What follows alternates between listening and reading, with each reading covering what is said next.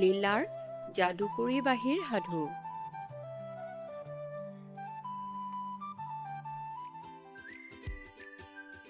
বহু দিনৰ আগৰ কথা।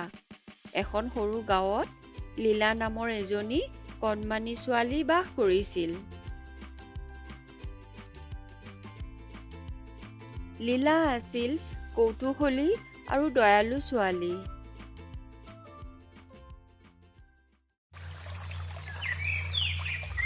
গাঁওখন এক সময়ত সেউজীয়া পথাৰ আৰু ওখ ওখ গছেৰে ভৰা আছিল।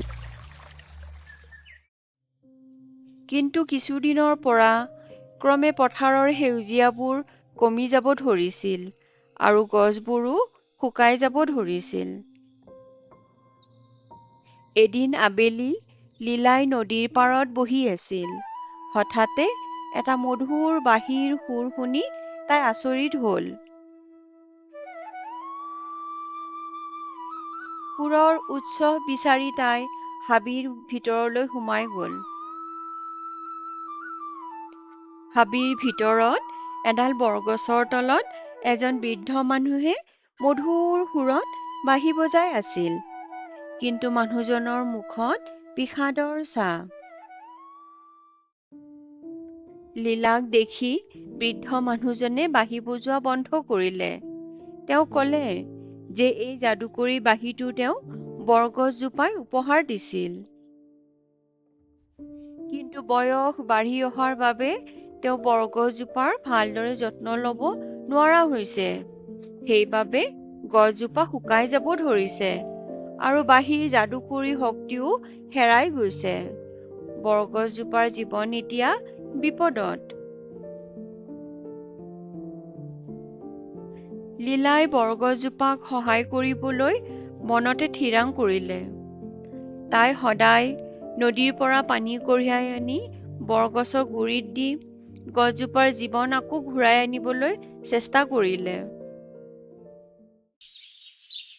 কিছুদিনৰ পিছত বৰগছজোপাই লীলাক কৃতজ্ঞতাৰে ক'লে, তোমাৰ সহানুভূতি আৰু কৰ্মৰ বাবে মই আনন্দিত। কিন্তু মোক সম্পূৰ্ণ সজীৱ কৰিবলৈ গভীৰ হাবিত থকা এপাহ দুৰ্লভ নীলা পদুম ফুলৰ প্ৰয়োজন। গছৰ খুৰুঙতে লীলাই এখন মেপ বিচাৰি পালে। মেপখনত পদুম ফুলৰ পুখুৰীটোলৈ যোৱাৰ পথৰ নক্সা আছিল। মেপখন হাতত লৈ লীলাই মনতে থিৰাং কৰিলে যে তাই দুৰ্লভ পদুম ফুলপাহৰ সন্ধানত হাবিৰ গভীৰতালৈ যাব।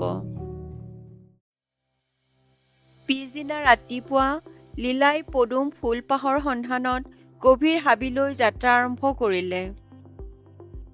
গভীৰ হাবিৰ মাজত লীলাই এটা দুষ্ট বান্দৰ লগ পালে। বান্দৰটোৱে লীলাৰ হাতৰ পৰা মেপখন কাঢ়ি লৈ এডাল ওখ গছত উঠিল। কিন্তু লীলাই ধৈৰ্য আৰু চতুৰতাৰে ফলৰ লোভ দেখুৱাই বান্দৰটোৰ পৰা মেপখন ঘূৰাই আনিলে। অলপ আগুৱাই যোৱাত তাই এটা কাঁইটীয়া গছৰে ভৰা পথ পালে।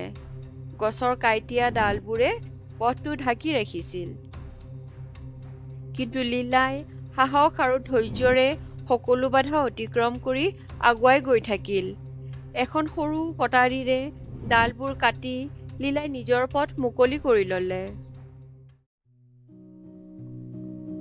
কাঁইটীয়া পথটো পাৰ হোৱাৰ পিছত তাই এটা উজ্জ্বল পুখুৰীৰ সন্মুখত উপস্থিত হ'ল। পুখুৰীৰ মাজত এপাহ উজ্জ্বল নীলা পদুম ফুল তৰাৰ দৰে চিকমিকাই আছিল। কিন্তু ফুলপাহৰ সুৰক্ষাৰ বাবে এটা ডাঙৰ সাপ ৰখীয়া হৈ আছিল। লীলাক দেখি সাপটোৱে খঙত ফুচফুচাই উঠিল। লীলাই সাহস নেহেৰুৱালে। তাই সাপটোক তালৈ অহাৰ উদ্দেশ্যটো ক'লে আৰু সহায় বিচাৰিলে। লীলাৰ পবিত্ৰ মন আৰু সাহসে সাপটোক মুগ্ধ কৰিলে আৰু অৱশেষত পদুম ফুলপাহ লৈ যাবলৈ অনুমতি দিলে। উভতি আহি লীলাই বৰগছৰ তলত নীলা পদুম ফুলপাহ থলে। গছজোপা পুনৰ সজীৱ হৈ উঠিল। বৰগছে আনন্দিত হৈ লীলাক যাদুকৰী বাঁহীটো উপহাৰ দিলে। বৰগছে ক'লে, তোমাৰ সুৰে এতিয়া সকলোৰে হৃদয়ত আনন্দ আৰু আশা কঢ়িয়াই আনিব। লীলাই বাঁহী বজালে। বাঁহীৰ মধুৰ সুৰে গাঁওখনৰ গছবোৰ সজীৱ কৰি তুলিলে। পথাৰ আকৌ সেউজীয়া হৈ পৰিল আৰু গাঁৱৰ মানুহবোৰৰ মুখত হাঁহি বিৰিঙিল। লীলাৰ বাঁহীৰ সুৰে গাঁওখনক আনন্দ আৰু শান্তিৰে ভৰাই তুলিলে।